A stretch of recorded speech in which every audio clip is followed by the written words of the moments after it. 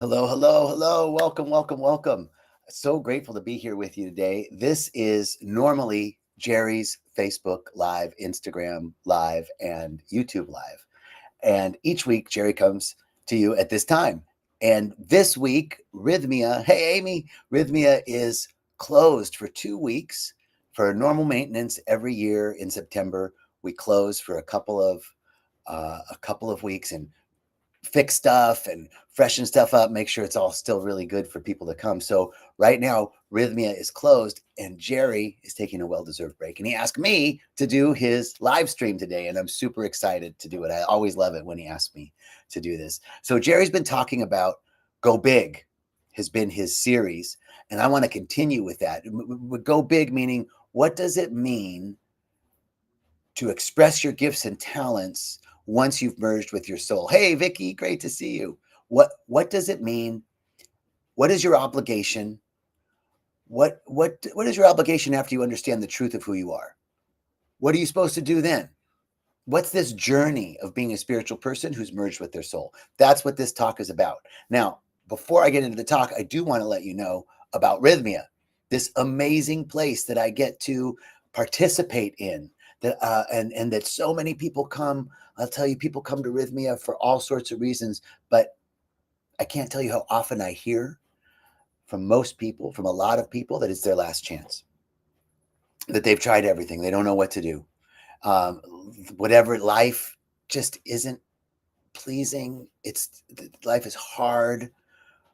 They've been battered, they've been beaten, and they're at their last straw. They don't know what to do, and they come to Rythmia. They have no joie de vivre. They have no desire for life. The things that they used to like, they don't like anymore. They've been working on, hey, Diego, hey, everybody. They've been working on the same thing for years and years, and they haven't found a solution to it. And now they're completely full, don't know what to do, and they come to Rythmia. And within a week, this amazing program and plant medicine transforms people's lives. And it's not just the plant medicine. Plant medicine is amazing. We serve ayahuasca at Rythmia. Aloha. Hey, what's up? We serve plant medicine. And plant medicine is transformational. Plant medicine is amazing. It's a gift from the mother that brings us closer to her. And big hug to you, brother, too. Thank you, Diego. Um, Plant medicine is amazing. And yet no place else on the planet offers what Rythmia offers with plant medicine. And that is a program that was given directly from the plant, directly from the medicine. It's a message. Rythmia is a message from the medicine that this is a particular program that was designed in conjunction with strong ceremony to achieve a very specific result, and that result is people disconnect from their past. They release limiting stories of victimhood, of not being enough, of not belonging, of not being safe. They release these old stories that came to them from a particular experience in life that caused them to have a belief, and that belief became the law of their life, and that law of their life was disempowering, and they're at their wits' end, and they come to Rythmia and they drink medicine and they take the classes. The program that Rythmia offers is the thing that makes it different. A license to serve. We have a license to heal. We have a license to serve plant medicine in Costa Rica from the Ministry of Health. There's doctors, there's nurses, and then there's people like me and other. We have a great teaching staff, amazing people that are teaching you, and in the course of a week, you have a transformation. You see something in the past that was blocking you, and you let it go. And once you let that thing go, you merge back together with your soul. You merge back to a state of wholeness. You know the truth of who you are, what you want, what you need, what you desire, and what you deserve. And then you are able to heal, physically heal your body, heal your heart, your body, mind, and soul heals. You forgive yourself and others, and now you're ready to go big. That's what this talk is about. What happens after the healing? What happens after you get a miracle? What happens? What do you do? Well, there's a call to go big. There's a call to go big in life, not to play small anymore. I don't know about you, but there is this part of me that feels like, oh man, I don't want to get to the end of life and have regrets that I could have done more. I could have experienced more. I walked through life kind of holding back because I was scared, and I felt comfortable, and it was good when I was feeling comfortable. But now at the end of life, when there's no coming back, there's time, you don't get time back at the end of life. Time is a non-renewable resource that just keeps going. So at the end of life, you have no choice. You're stuck. I personally want to feel at the end of my life like I lived this life fully. I enjoyed every moment of this life. I didn't leave anything on the table. I expressed myself. Thank you, Lily. Thank you so much. Is it Ilviv? Please tell. I don't know your handle, but thank you. She says, "Yay, I'm the same. I don't want to regret anything anymore." So now that we've had a healing, now that we've released old stories, what do we do? Well, this moment came to me when I realized, first of all, that the only thing that I wanted to do in life was really my own spiritual growth and development. I was like, I don't want to do anything but like meditate and pray and like read and go to retreats. And that was like unrealistic, right? Because I was a sales manager at a yacht company. Vivian, hey, great to see you. Thank you. So there was this moment in my life where all of a sudden it was like, I don't want to go to the office anymore. I just want to like do the spiritual stuff. And then I realized I want to walk that path with others. I want to walk that path of awakening with others. And then it was like this call that was like, oh my God, I want to be in service to the great plan of love. I want to be in service to a world that works for everyone. I want to participate in a shift on the planet where we're not talking about who's going to win the war, but we're talking about peace, not having war. I don't want to, try and wage war on poverty, but to be talking about how there's enough for everybody. This is a moment for me that that I came to realize that it was time to stop playing small, that I didn't really have a choice anymore, because there was something in me, and I know there's something in you that's saying, there's got to be more.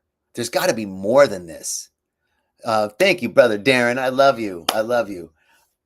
There's got to be more to life than than like punching a clock or like paying bills, right? What is there? What is there? Hey, Anna, good love to see you. Thank you so much. So this is the call. This is the call to go big. Once you know the truth of who you are, once you know that you are shot directly from the mind of an infinite intelligence, that you have all the power within you, all the power that created all the heavens and all the earth are within you. Once you know that, there's no more walking around like, oh, he said that to me, and oh, that thing happened when I was young. And though we want to honor the story of what happened, we don't want to bypass that. We want to honor the story of what happened, but we don't want to get hooked by that story and caught in the undertow of limitation, lack, worry, fear, and not enoughness. We don't want to get caught in that. That thing happened, and now we have the opportunity, we have the power to write a new story. That's what becoming sovereign is. What it means when you merge with your soul is that you have the power to transform your life. You have the power. There is no other power. There's only one power, and that power is the divine presence, and you and I are one with it. We can't be separate from it any more than we can be separate from life. Life is living us. Life is living us. We're alive. We have life within us. That is the power itself. Because psychology, plant medicine, prayer, meditation, allopathic care, none of those things, psychology, none of those things create life. None of those things can create life. You have life within you. I have life within me. We have the creative force of life within us. No more playing small. Now that we understand our true nature, that we have all the power that created all the heavens and all the earth within us, what are you going to do with it? Do you know that right now, you sitting right where you are, me sitting right where I am, we have more electricity in us, more voltage, more wattage than a thunderbolt, than a lightning bolt?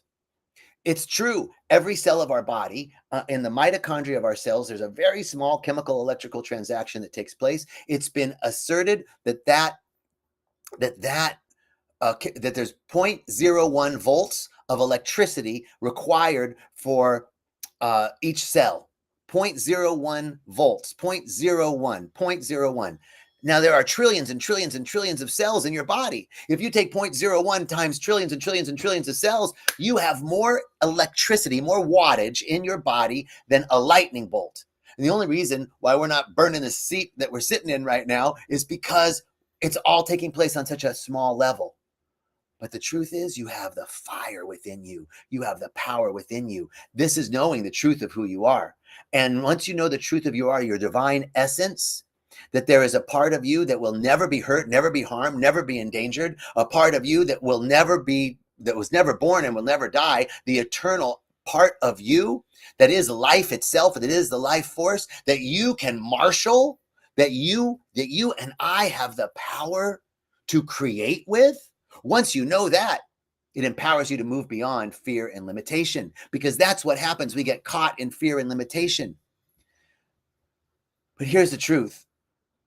We don't have to be Gandhi or Martin Luther King Jr. or Mother Teresa or whoever. We don't have to be this huge player on the scene. All we have to do is be ourselves. All we have to do is be a husband or a wife or a brother or a sister or a daughter or a son or a nephew or a niece, a colleague, a friend. We just have to be us, connected with ourselves and receiving insights from that connection. Once you are merged with your soul, you are connected with the truth of who you are. You have all the answers within you. You have all the power within you. We need to continue our practice so that we can continue to receive insights from the source, which we are. And from those insights, we take action, not just action, but inspired action. We are always taking action one way or the other. But most of the time, our actions are taken from fear, doubt, lack, worry, limitation, and not enoughness. They're a reaction to a fear. And now we've see that's there, but I know the truth of who I am. Oh my God, I have more power in me than a lightning bolt. I'm going to make something with this time that I have in this earth suit. And it is our obligation as individuals to contribute to the whole, because that is called self-preservation. I can't help someone without helping myself. If we really, merging with your soul means that you have an understanding of your oneness with all of life, that you can't hurt somebody without hurting yourself. You can't help somebody without helping yourself. This is the truth. If we all really, really understood that, we wouldn't have political division like we do in the United States or all around the world right now. We wouldn't be otherizing people because we would realize that they're us. Now, once you have that idea, hey, cousin Stephanie, great to see you. Once you have that realization, okay, wait. Nora says, I can definitely feel that we're all connected on the soul level. Okay, yes, we are on the soul level. We all are connected. And that's the truth of who we are. And when the question, oh, no question. She just wanted to say hi from Switzerland. Hey, Nora from Switzerland. Cool. Okay. It's like, what's the question? All right. So it's our obligation to be true to ourselves, to speak our truth, and to realize that our truth is not the truth. It's our truth, and other people have their truth, and we can communicate with each other and be a beneficial presence by finding peace within ourselves, by finding love within ourselves. We can bring that peace and love to the world. Here's how that impacts the planet. There's a book. I love talking about this book. It's called The 100th Monkey. It's an old book. It was in the 60s. A group of scientists were observing the behaviors of monkeys in the uninhabited islands off the coast of Japan. And they would throw sweet potatoes up on the shore. They'd combine boats, throw sweet potatoes up on the shore, and then watch how the monkeys distributed and what their social interactions were like based on this food source, et cetera. And they were trying to, understand something about community and primate behavior. What they noticed, though, was the monkeys were eating the sweet potatoes with sand because they tossed the sweet potatoes up on the shore, and there would be sand on the sweet potatoes. And then one day, they noticed one monkey, a female monkey, started washing her sweet potato and then eating it. And then she taught the group about that. And then they taught their friends, and they taught their friends and their families. And pretty soon, by the time the 100th monkey on that one island started washing its sweet potatoes, all the monkeys on all the islands started washing their sweet potatoes. Hello, my cousin from Lebanon. God bless you, Stephanie. I'm so glad to see you, and just sending you so much love right now for everything that's going on over there. Cuz, great to see you. Thanks for tuning in. So here's the thing. Consciousness is contagious. When the 100th monkey on the one island started washing its sweet potatoes, all the monkeys on all the islands started washing their sweet potatoes. Consciousness is contagious. You can impact the planet through your consciousness, through you doing your work and being a beneficial presence with the people around you.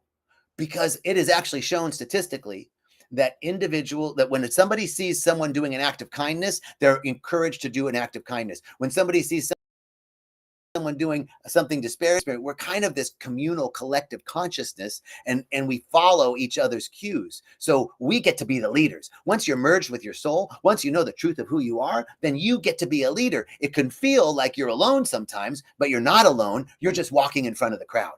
There are people walking behind you, and we got to lead. We got to lead with our hearts, because the heart is the true mind. The true mind is the heart. This is a faithful servant. The heart is the true controlling organ. And when we follow our hearts and have our analytical mind connected with our hearts, we are on fire. And you have to identify what your unique gifts are. You know what your gifts are. You know what you've always wanted to do. You know what brings you joy. Hey, Matthew. Hey, Brianna. Great to see you. You know the truth of who you are. It's time to do it. It doesn't necessarily mean that you jettison your life and go save the rainforest, although that might be your calling. But most of the time, it's that you are a beneficial presence where you are. That's the truth, right?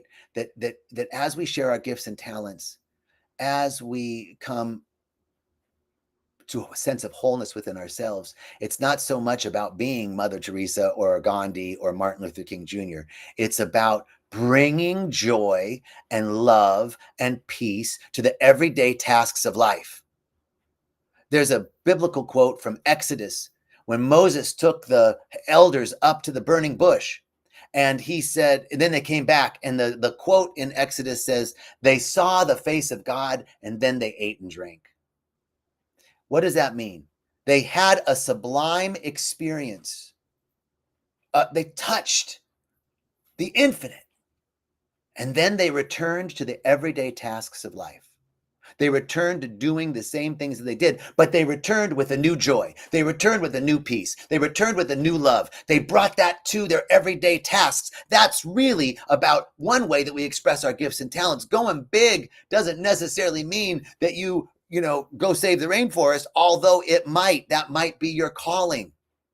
You have the answers within you. You stay connected through your spiritual practice, listen to your intuitive wisdom, your intuitive guidance, and then you will receive insights and downloads that will direct you for your specific inspired action. No more being a victim. I don't know what to do. No more throwing your hands up in the air. If only I knew. That's giving your power away. We don't give our power away anymore, because you are the power. I am the power. We have the power. That's the truth.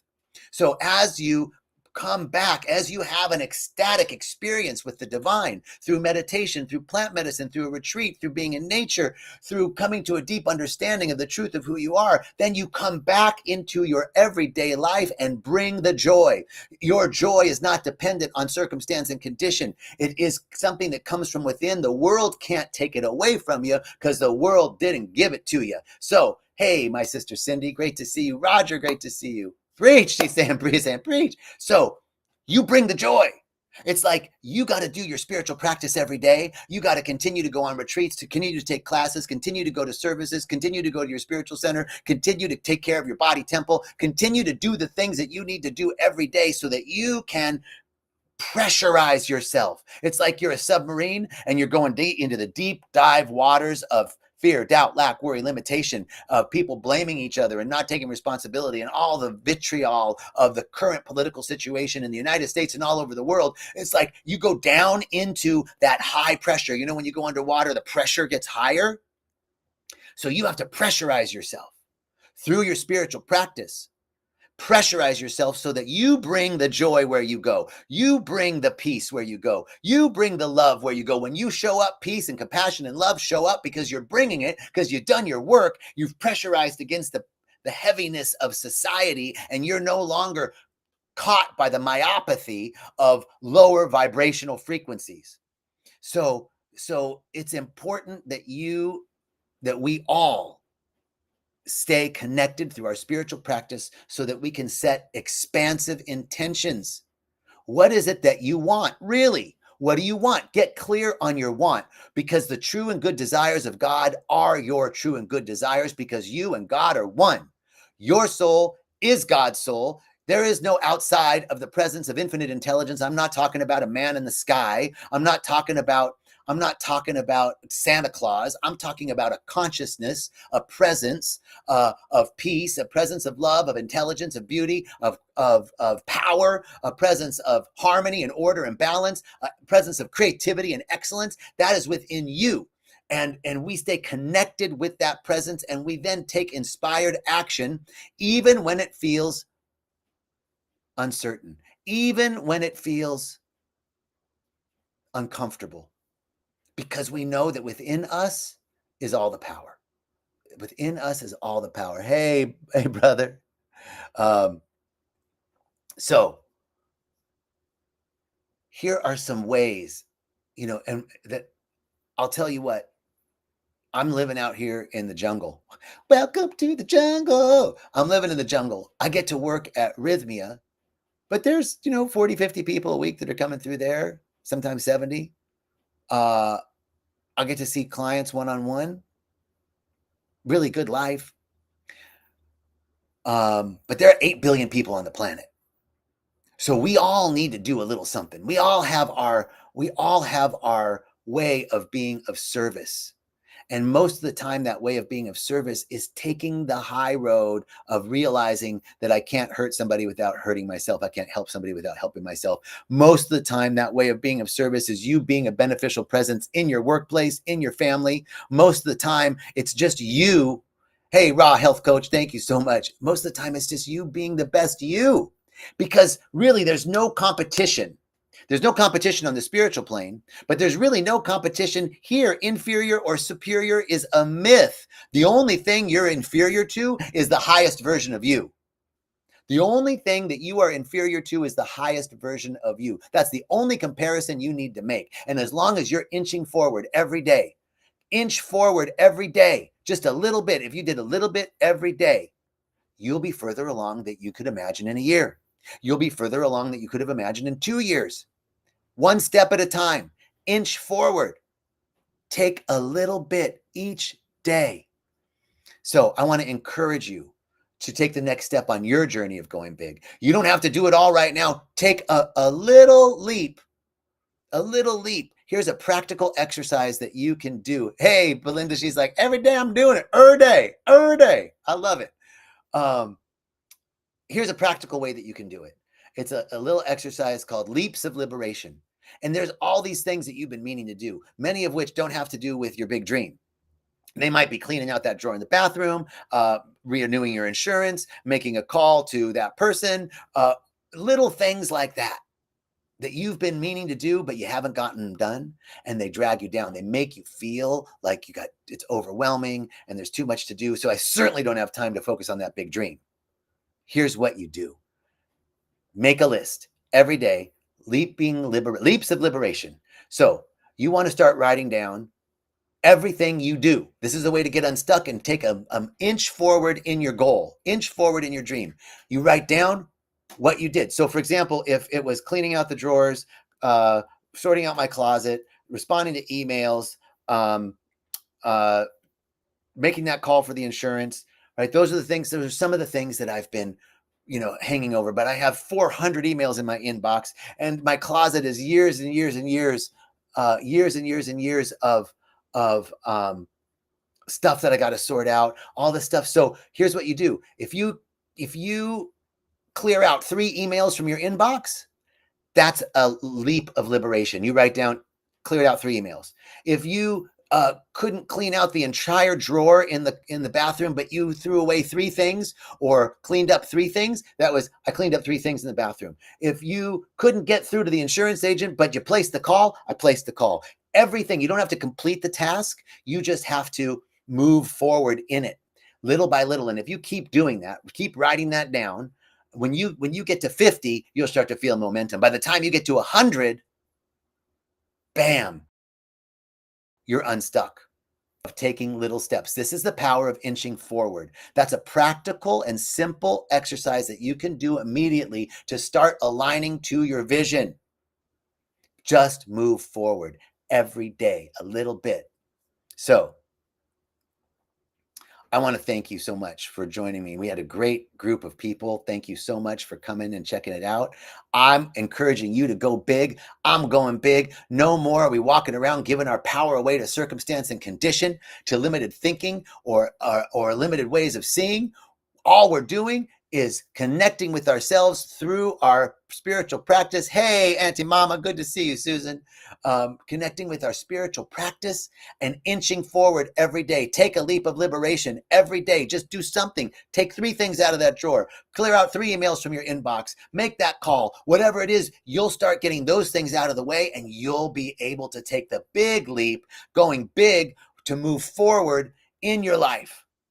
That's our Facebook, Instagram, and YouTube live today. Thank you, Jerry, for letting me do this. Thank you, Vivian. Thank you so much, everyone, for joining. I appreciate you. Peace and richest blessings.